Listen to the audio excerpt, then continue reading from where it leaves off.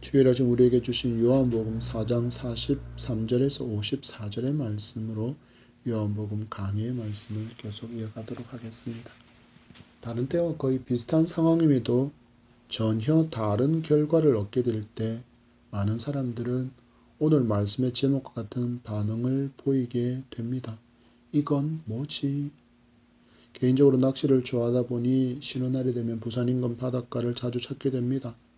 물고기의 입질과 조가가 좋았을 때랑 물때도 비슷하고 수온도 비슷하고 바람도 비슷하고 일기도 비슷하고 그리고 기본 낚시 채비도 각계에서 낚시를 하지만 전혀 입질을 받지 못하는 경우도 정말 많습니다. 이런 때 푸념처럼 새어나오는 말이 이건 뭐지? 입니다. 이와 같은 반대의 경우도 있습니다. 정말 아무런 기대 없이 별 기대 없이 어떤 일을 진행했는데 뜻밖의 놀라운 결과를 얻게 되는 경우입니다. 그때는 긍정의 의미를 담은 놀라움으로 이건 뭐지? 라고 표현할 때가 있습니다. 그래서 인생을 세옹지마라고 표현하지 않습니까? 세옹이라는 말은 나이가 많은 사람을 지칭하고 이를 쭉 풀어보면 나이 많은 사람의 말에 관한 교훈이라 할 수 있습니다. 어느 날 중국의 한 노인이 애지중지 기르던 말을 잃어버려 낙심하고 의기소침하며 지내고 있는데 글쎄 얼마의 시간이 지난 뒤 이 잃어버린 말, 집 나갔던 말이 다른 말 한마디와 함께 집에 돌아와서 2배의 기쁨을 얻게 되었습니다. 얼마 후 기르던 말과 함께 온 새 말을 귀하디 귀한 늦둥이 아들이 타다가 그만 낙마하고 다리를 크게 다쳐서 장애를 갖게 되었습니다. 어찌나 낙심이 되었던지 매일 술로 지내고 있었습니다. 그러던 중에 이 나라가 다른 나라와 전쟁을 하게 되었고 마을의 젊은 청년들이 모두 군인으로 징집되어 전쟁터로 나가게 되었는데 장애를 가진 자기 아들은 징집에서 면제가 되었습니다. 그리고 안타깝게도 마을에서 징집된 청년 중 살아서 돌아온 사람은 아무도 없었습니다. 이렇게 살아가면서 생각하지 못한 화가 복이 될 수 있으며 반대로 복이 화가 될 수 있는 이 인생사의 길흉화복은 누구도 예측할 수 없다라는 그런 심오한 의미를 담은 말이 인생만사 세옹지마라고 우리는 말하는 것입니다. 여러분은 지난 한 주간의 삶을 살아가는 동안에 여러분의 삶에는 긍정의 이건 뭐지가 많았습니까? 아니면 당황스럽고 힘겨운 의미로 부정적인 의미로 내뱉은 이건 뭐지가 많았습니까? 그렇다면 하나님께서 우리의 삶을 보실 때 긍정의 이건 뭐지라고 평가하실까요? 아니면 부정적인 이건 뭐지의 평가를 받을까요? 하나님께서 우리의 삶을 평가할 때 긍정으로 이건 뭐지 하고 놀라우면서 평가하시는 삶이 무엇인지를 우리는 오늘 말씀 가운데 발견하기를 소망합니다. 그래서 하나님의 영광을 드러내며 찬송이 되는 삶을 살아가는 우리가 되기를 축복합니다. 예수께서 긴 광야길을 걸어서 사마리아 수가성에서 한 여인을 구원하셨습니다. 그랬더니 이 구원을 받은 이 여인이 많은 사람들을 다시 주님께로 인도하여 그들도 구원받게 하는 놀라운 구원의 역사를 보았습니다. 우리 이를 통해서 주신 2가지 교훈, 우리를 왜 성도로 부르셨는가에 대한 답을 보았습니다. 아버지와 아들의 관계 안에서 드리는 영과 진리의 예배자로 살게 하기 위해서 하나님은 우리를 성도로 부르셨고 우리가 하나님을 알지 못해서 탄식하는 사람들에게로 달려가 기쁨의 좋은 소식을 전하는 전도자로 살게 하기 위해서 하나님은 우리를 성도로 부르셨다는 것을 알게 되었습니다. 우리는 지난주 그리고 그 앞 주간에 들었던 이 말씀을 받아 예배자로 전도자로 지금까지 힘차게 여러분의 삶이 이어지고 있는 줄 믿습니다. 그 후에 이어지는 본문 말씀의 배경이 우리의 시선을 갈릴리로 인도하고 있습니다. 이들 동안 사마리아 수가성에서 말씀을 전하신 예수께서 갈릴리로 가시면서 제자들에게 당황스러운 말씀을 하고 있습니다. 선지자가 고향에서는 높임을 받지 못한다.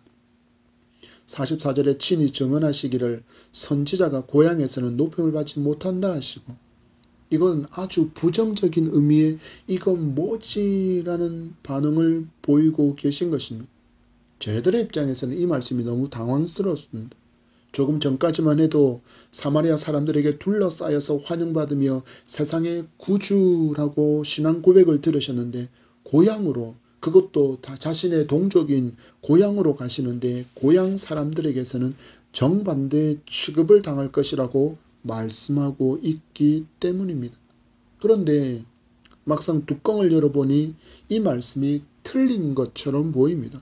45절의 말씀을 보십시오. 시작. 갈릴리에 이르심에 갈릴리인들이 그를 영접하니 이는 자기들도 명절에 갔다가 예수께서 명절 중 예루살렘에서 하신 모든 일을 보았음이더라. 분명히 이야기합니다. 영접하였다. 분명히 고향에서 높임을 받지 못한다고 말씀하셨는데 갈릴리 사람들이 지금 예수를 영접했다라고 분명하게 표현하고 있습니다. 그렇다면 정말 예수께서 오해하신 것일까요? 예수께서 잘못 판단하실 것일까요? 그럴 수 없습니다. 왜냐하면 예수 그리스도는 이 땅에 오신 성자 하나님이시기에 그분께 실수는 있을 수가 없습니다.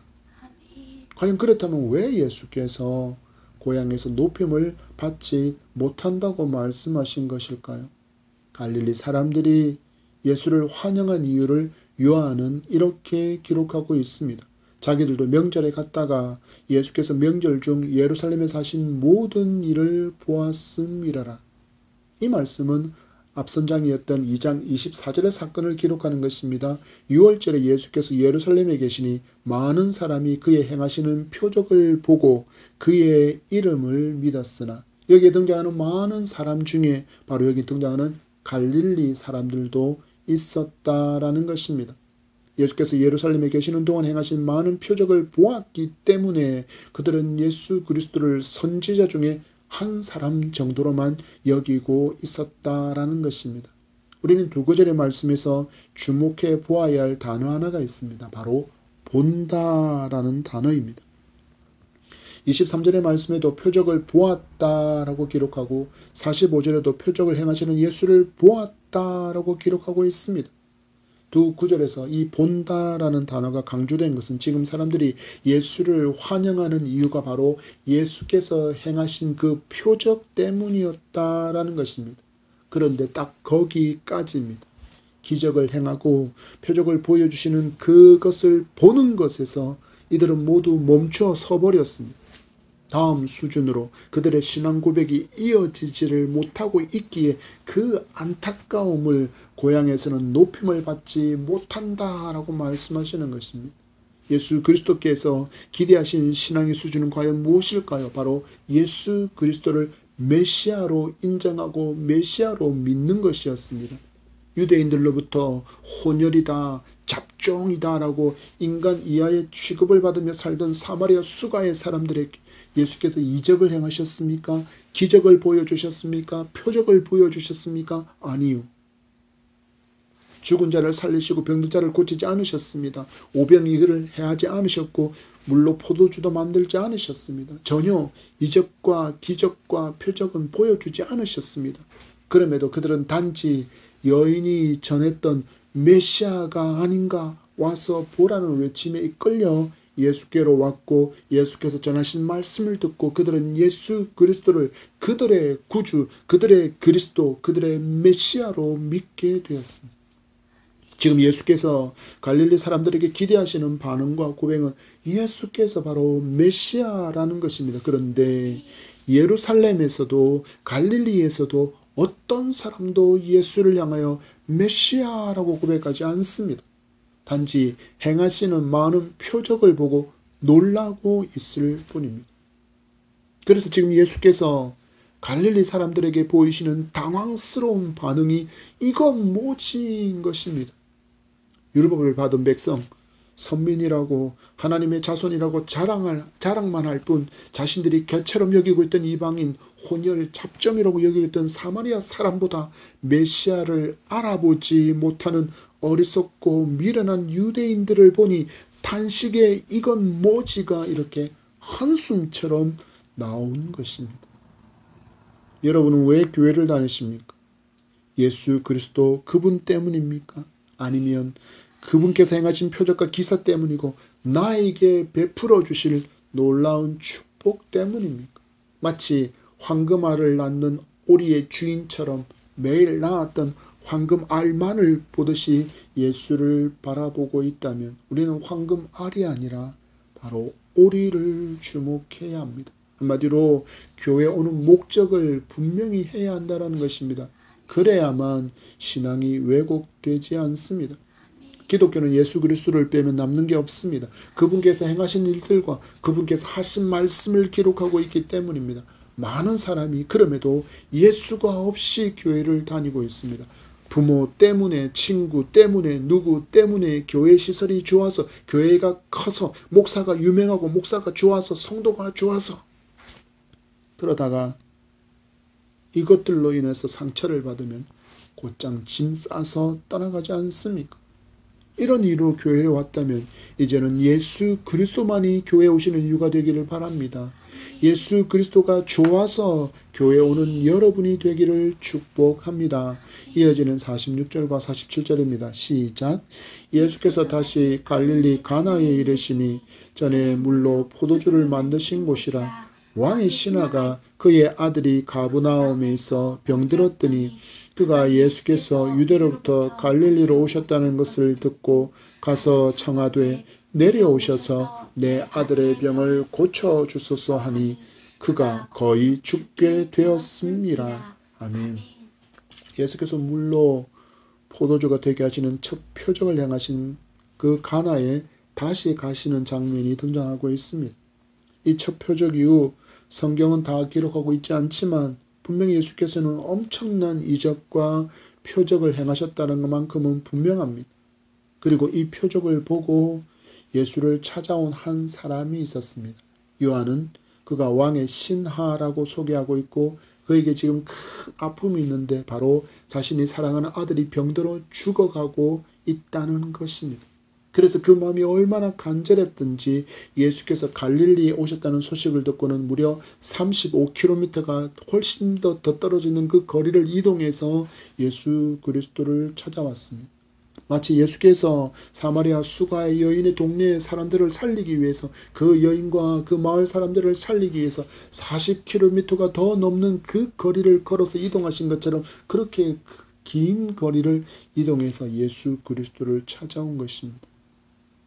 라고 원하기는 여러분이 교회를 향해서 나아오는 마음이 이 사람과 같은 간절함이 있기를 소망합니다. 이런 간절함도 없이 습관처럼 교회 오지 않으시기를 바랍니다. 그냥 왔다가 그냥 돌아가는 발걸음이 되지 마십시오. 그냥 교회 바닥만 밟고 가지 않아야 한다라는 것입니다. 오늘 내가 살아계신 하나님을 만나기를 원합니다. 내가 오늘 하나님의 음성을 듣기를 원합니다. 내게 행하시는 하나님의 놀라움을 맛보기 원합니다. 하나님 그래야 내가 살겠습니다. 라는 간절함이 우리가 교회에 오는 마음 되기를 소망합니다. 이렇기 위해서는 우리는 예수를 누구로 인식하느냐가 너무나도 중요합니다. 지금 주변에 있는 갈릴리 사람들과 예루살렘 사람들처럼 위대한 일을 행하는 스승, 하나님의 말씀을 가르치는 스승, 선지자, 우리 지금 시대로 말하면 4대 성인 중에 한 사람, 위대한 교사 정도라만 여기지 말라라는 것입니다. 예수 그리스도는 그리스도시요 살아계신 하나님이심을 믿고 고백하고 교회에 오는 우리이기를 축복합니다. 왜냐하면 이 신앙의 고백을 예수께서 너무나도 기대하시기 때문입니다. 당신을 찾아온 왕의 신하가 죽어가는 자신의 병든 아이를 고쳐주소서라고 간청하는 소리를 들으신 주님의 반응을 보십시오. 48절 말씀에 예수께서 이르시되 너희는 표적과 기사를 보지 못하면 도무지 믿지 아니하리라. 주변에 둘러싸고 있는 예수 그리스도를 둘러싸고 있는 갈릴리 사람들에게 예수님은 일침을 놓고 있습니다. 너희는 표적과 기사를 보지 못하면 도무지 믿지 않는 사람들이구나. 더 나아가 말하면 너희들은 내가 하는 표적과 기사를 보면서도 나를 메시아로 믿지 않는구나 라고 말씀하시는 것입니다. 여러분, 누구와 반대되는 모습을 보여주었기 때문입니까? 자신들이 잡종, 자신들이 혼연, 자신들이 쓰레기 같은 인간, 저것들은 인간도 아니야, 인간 이하의 취급을 하고 있던 그 사마리아 수가성의 여인과 수가성의 사람들과는 전혀 반대의 모습을 보여주고 있기에 예수께서 이렇게 이건 뭐지? 라고 탄식하고 계신 것입니다. 여러분, 우리는 표적과 기사를 행하시는 예수 그리스도가 누군지를 정확하게 알아야 된다고 말씀하신 음성이라는 것입니다. 그리고 주님 말씀하십니다. 나를 향하여서 바른 신앙을 고백해야 한다. 왜냐하면 내가 이와 같은 이적과 기사를 너희들에게 보여주는 내가 바로 하나님으로부터 보냄을 받은 메시아이기 때문이라고 말씀하시는 것입니다. 사마리아 수가의 여인처럼 그 마을 사람들처럼 예수께서 전하시는 말씀만 잘 듣기만 해도 예수께서 구원의 주이심을, 예수께서 메시아이심을 고백하게 되는데 말씀은 주목하지 않고 표적과 기사만을 주목하는 갈릴리 사람들을 지금 주님은 책망하고 있는 것입니다. 우리의 신앙의 태도 또한 얼마든지 이럴 수 있습니다. 나를 교회로 전도한 사람이 그랬어. 예수 믿으면 병도 고침을 받고 어려운 문제도 해결되고 사배 문제도 형통할 수 있다 그랬어.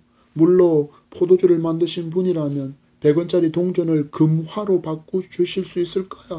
내가 당하고 있는 이 경제적인 어려움도 해결해 주시고 병도 고쳐주시고 자녀의 앞길도 술술 풀리게 열어주시고. 여러분, 예수 그리스도의 음성에 주목해 보십시오. 표적과 기사를 행하시는 분은 예수 그리스도이십니다. 그분이 원하면 일어날 일이지 내가 원한다고 그분이 원하지 않는 일을 행하지 않습니다. 행하시든 행하지 않든 간에 변함없는 사실 하나가 있습니다. 예수는 그리스도이시고 예수는 하나님의 아들이라는 진리입니다. 삶의 문제보다 먼저 해결받아야 될 더 시급한 문제가 있다라고 말씀하십니다. 바로 오직 예수 그리스도만이 해결해 주실 수 있는 유일한 문제, 바로 죄의 문제이고 이 죄의 문제를 해결받기 위해서는 예수 그리스도를 구주로 믿고 죄사함을 받고 영생을 얻어야 한다라는 것입니다. 그 후 우리는 예배자로 살며 전도자로 사는 것입니다. 하나님을 사랑하고 이웃 사랑을 실천하며 사는 것입니다. 그래서 하나님은 내게 믿음을 주셨습니다. 죽어가는 아들을 두고 애타는 마음으로 먼 거리를 달려왔습니다. 그리고 예수님께 말합니다. 가버나움으로 내려오셔서 제 아들을 살려주십시오라고 간청하는데 들리는 음성이 무엇입니까? 표적과 기사를 보지 못하면 도무지 믿지 아니하리라입니다. 뭔가 예수님께서 보이시는 반응이 시큰둥합니다. 그래서 다급하게 한 번 더 간청합니다. 주여, 내 아이가 죽기 전에 내려오소서. 주여, 지금 믿음이라는 고상한 것을 말하고 있을 때가 아닙니다. 지금 제 아들이 죽어가고 있나이다. 말이 아니라 행동을 보여주십시오. 내려오소서. 내 아들이 죽기 전에 내려오소서. 행동을 취하소서. 죽기 전에 가버나움에 있는 내 아들에게 내려가셔서 손을 대고 기도해 주십시오. 이것이 지금 왕의 신하의 간청입니다. 여러분, 우리도 이렇게 기도할 때가 많습니다. 지금 당장 내가 마주한 문제를 먼저 해결해 주셔야 믿겠다는 태도입니다. 하나님께서 전능하신 분이라면 이 정도는 충분히 하실 수 있겠지요. 이 문제가 해결되면 기독교의 하나님이 전능하신 분이라는 것을 믿을 수 있을 것 같으니 이 문제부터 해결해 주십시오. 왕의 신하의 마음과 너무나도 비슷하지 않습니까? 지난번에 가나에서 당신께서 행하신 포도주 사건을 익히 들어서 나는 알고 있습니다. 그런 능력을 가지신 분이라면 제 아들의 병도 충분히 고칠 수 있지 않습니까? 그러니 얼른 내려가십시오. 그리고 고쳐주십시오. 예수께서는 왕의 신하가 말하는 표적과 기사를 신뢰하는 것에서부터 더 성장한 믿음이 있기를 원하신다라는 것을 우리는 볼 수 있습니다. 예수 그리스도의 말씀을 믿는 것, 예수 그리스도가 메시아이심을 믿는 신앙을 갖게 되기를 원하고 계시다라는 것을 우리는 볼 수 있습니다. 50절의 말씀을 보십시오. 예수께서 이르시되 가라 내 아들이 살아있다 하시니 그 사람이 예수께서 하신 말씀을 믿고 가더니 주님 선포하십니다. 가라 내 아들이 살아있다. 너는 내가 너를 위하여 행동하기를 원하고 있구나. 아니다. 믿음으로 네가 가서 네 아들의 병고침과 살아났음을 확인하라고 말씀하시며 믿음을 요구하시는 것입니다. 예수의 이 말씀을 듣고 이 사람에게 무엇이 생겼습니까? 말씀을 믿는 믿음이 생겼습니다. 여러분, 많은 성경적인 지식이 있어야 믿음이 생기는 것이 아닙니다. 성경을 예수 그리스도의 음성으로 들어야 믿음이 생깁니다. 로마서 10장 17절입니다. 그러므로 믿음은 들음에서 나며 들음은 그리스도의 말씀으로 말미암았느니라. 아멘. 여러분, 이 짧은 예수님의 음성을 듣는 순간에 왕의 신하의 심령에 믿음의 씨가 떨어지고 자란 것입니다. 예수께서는 죽어가는 아들보다 먼저 이 왕의 신하가 믿음을 얻고 구원받아야 한다는 것을 주목하신 것입니다. 여러분, 우리가 하나님의 말씀을 받을 때 방심하면 안 되는 이유가 바로 여기에 있습니다. 그 말씀 한 구절이 내 영혼을 송두리째 변화시킬 수 있는 능력의 하나님의 음성이기 때문입니다. 어찌해야 합니까? 그래서 성도는 늘 심령이 옥토로 개간되도록 열심히 밭을 갈아야 합니다.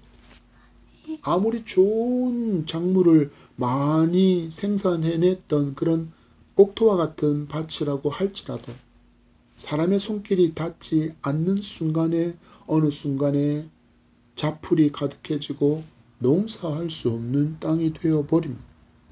우리의 심령도 밭이라고 말씀하지 않습니까? 우리의 심령 또한 마찬가지라는 것입니다. 마귀가 몰래 뿌려둔 어둠의 씨앗이 내 심령에 자라지 못하도록 늘 밭을 일구어야 하고 돌도 잡초도 뽑아내고 골라내야 합니다. 이런 수고가 성도에게 반드시 있어야 하는데 일주일이 지나는 동안에 아니 하루에 한 번이라도 성경 말씀도 읽지 않고 기도하지 않으면 내 심령은 어둠의 씨가 뿌리 내리고 어둠의 잡초만이 가득하게 됩니다. 이런 심령에 말씀이 떨어지면 자라지 못하는 것은 너무나도 당연한 것입니다. 여러분의 심령은 어떻습니까? 옥토로 부지런히 개간되어서 말씀의 씨앗이 잘 뿌리 내리고 자라서 열매가 풍성하십니까? 풍성히 말씀이 열매 맺는 옥토의 심령이 되기를 축복합니다. 그때 하나님의 말씀이 하나님의 말씀으로 들리는 복된 귀, 성령이 내게 말씀하시는 음성으로 들을 수 있을 줄 믿습니다. 그러면 어떤 일이 일어날까요? 믿음이 자랍니다. 그러면 믿음의 역사를 경험할 수 있습니다. 51절과 52절입니다. 시작. 내려가는 길에서 그 종들이 오다가 만나서 아이가 살아있다 하거늘 그 낫기 시작한 때를 물은즉 어제 7시에 열기가 떨어졌나이다 하는지라. 아멘. 믿음으로 내려가는 길에서 말씀이 역사한 것을 듣게 됩니다. 아이가 살아있다. 여러분, 죽어가던 아이입니다. 마지막으로도 지푸라기라도 잡는 심정으로 그 먼 길을 가서 예수와 함께 내려가서 예수께서 아들에게 안수해 주기를 바랐지만 지금 자신의 곁에 예수는 함께하지 않아 무엇이 함께합니까? 예수 그리스도의 말씀이 그와 함께합니다. 그 말씀을 믿는 믿음이 있었기에 기적을 자신이 직접 경험하고 있는 것입니다. 예수 그리스도의 말씀이 살아있음을, 예수께서 메시아이심을 믿게 된 것입니다. 53절과 54절을 보십시오. 시작. 그의 아버지가 예수께서 내 아들이 살아있다 말씀하신 그때인 줄 알고 자기와 그 온 집안이 다 믿으니라. 이것은 예수께서 유대에서 갈릴리로 오신 후에 행하신 두 번째 표적이니라. 아멘. 내 아들이 살아있다는 말씀이 그대로 성취되었다는 것을 확실히 알려주려고 말씀하신 때에 아들이 살아났다는 사실을 요한은 자세하게 기록해 주고 있습니다. 아들을 살리기 위해서 먼 길을 달려온 이 아버지는 먼저 자기가 믿음을 얻게 되었고 그 후 온 가족이 믿음을 얻고 구원받는 축복의 가정이 되었습니다. 여러분, 예수께서 표적을 행하시는 이유가 무엇입니까? 가나 혼인잔치에서 물로 포도주를 만드신 일, 또 오늘 같은 장소인 그곳에서 죽어가는 아이를 살려주신 이유는 바로 믿음 때문입니다. 예수를 메시아로 믿게 하기 위해서 행하신 일들이 바로 기적이었고 표적이었다라는 것입니다.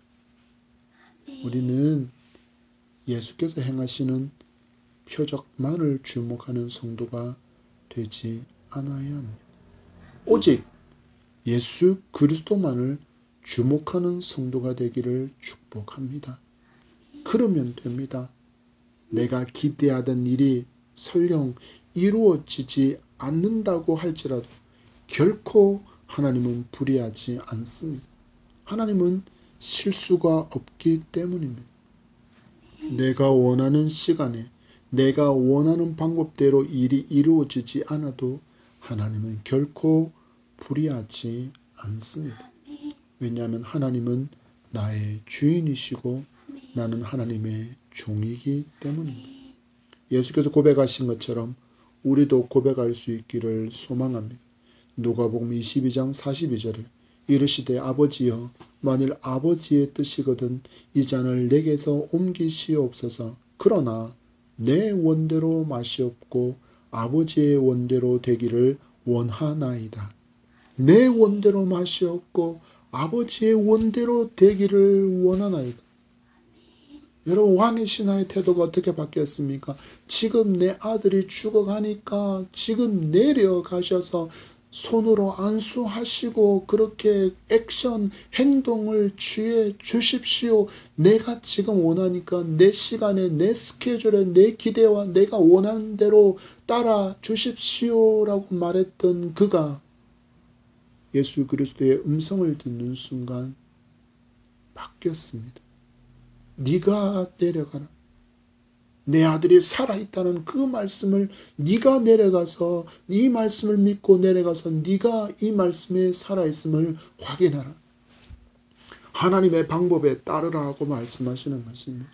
내 원대로 마시옵고 아버지의 원대로 되기를 원하나이다. 하나님의 기대는 내가 당신의 아들 예수 그리스도를 메시아로 믿고 영접하는 것입니다. 그래서 천국 백성으로 살아가는 것입니다. 이런 믿음의 사람이기를 하나님은 기대하시기에 말씀을 통하여서 우리에게 지금 말씀하시고 예수께서 행하신 표적과 기사의 의미를 깨닫게 하시는 것입니다. 말씀을 맺습니다. 우리는 오직 예수 그리스도께 주목하는 성도가 되기를 축복합니다. 성경이 예수에 대해서 말씀하고 있음을 믿고 말씀을 믿는 성도가 되기를 축복합니다. 표적과 기사를 보여주신 이유는 이것을 행하시는 분이 누군지를 알라고 보여주는 사인입니다. 누가복음 2장 11절 말씀에 오늘 다윗의 동네에 너희를 위하여 구주가 나셨으니 곧 그리스도 주시니라.